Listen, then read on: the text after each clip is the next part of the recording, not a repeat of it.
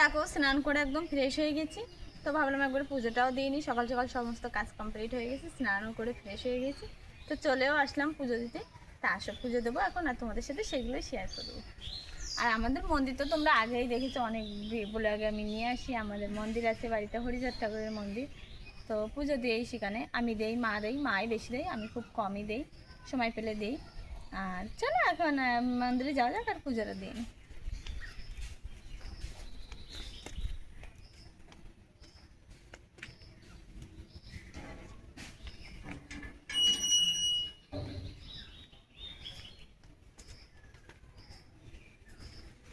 তো এই জানলায় কিছু পর্দা আমরা লাগিয়ে রাখি, কেননা বাইরে থেকে শীত আসলে না অনেক সময় ঠাকুরদের ভিতরে চলে আসে। ওর জন্য আগে থেকে তো পর্দাগুলো লাগানো থাকে।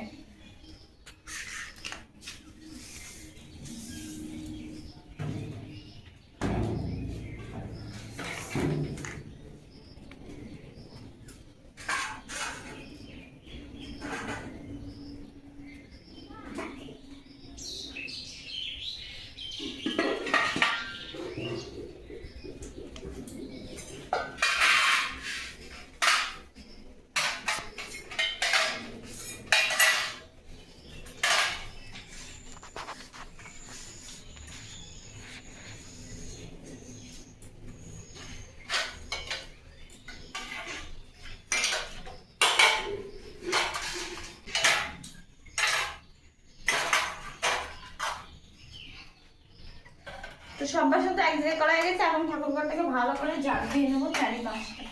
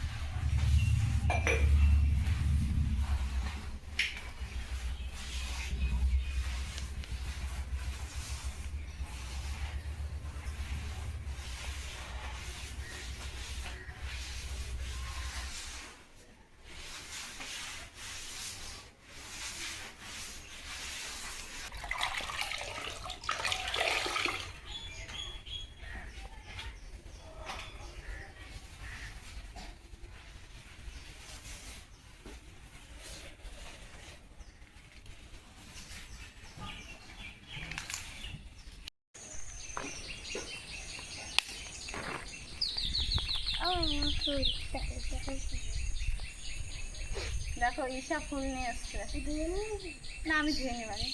এই যে সাদা ফুল, আর দাঁড়াও এই যে জবা ফুল, এই যে তুলসী পাতা। তো আমি পুজো দিতে আসলে ঈশা কিন্তু প্রায় ফুল টুল এনে দেয় আমাকে, মাও এনে দেয়। আর ভালো হ্যাঁ রেখে দিই, আর যখন পুজো দেবো তখন ধুয়ে নেবো। আর ঠাকুরঘর মশা কিন্তু আমার হয়ে গেছে।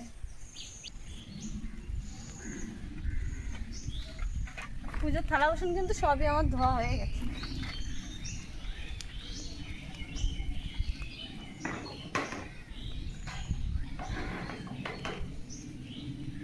আর একবারে ফুলগুলো ধুয়ে নিয়ে আসবো, পাতা ধুয়ে আসবো।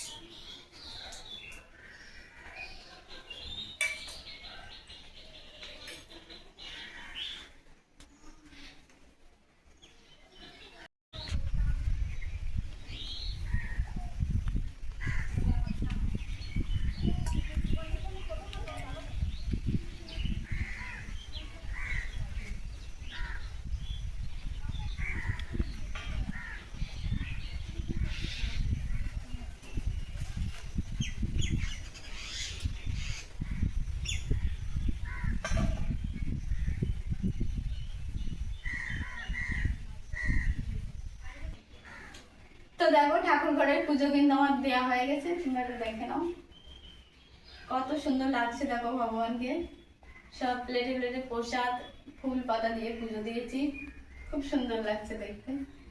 আর সকাল সকাল স্নান করে ফ্রেশ হয়ে পুজোটা দিলে কিন্তু মনটাও অনেক ভালো হয়ে যায়। তো সারাদিন আর কোনো কাজ নেই, আর আছে দুপুরে রান্না বান্না।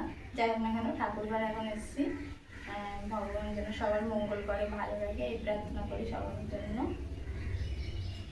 তো বন্ধুরা আজকের ব্লগটা এই পর্যন্ত করে দিন, এর থেকে বড় করতে গেলে অনেকটা বড় হয়ে যাবে। তো চলো তোমরা সবাই ভালো থেকো, সুস্থ থেকো, আর ঈশ্বরের কাছে প্রার্থনা করি পৃথিবীর সকল মানুষের মঙ্গল যেন ভগবান করে। সবাই ভালো থেকো। জয় হরি বল, গৌর হরি বল।